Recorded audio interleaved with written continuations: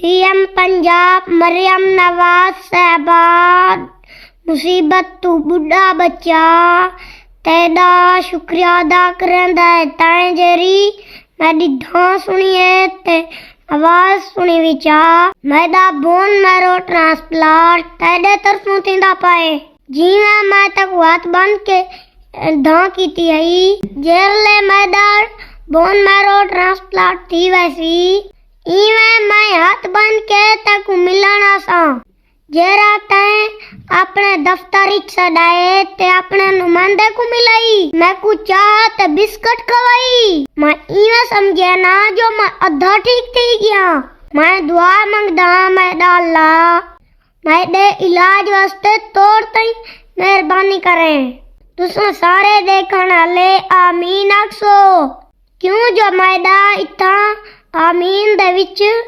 जिंदगी दा सवाल है।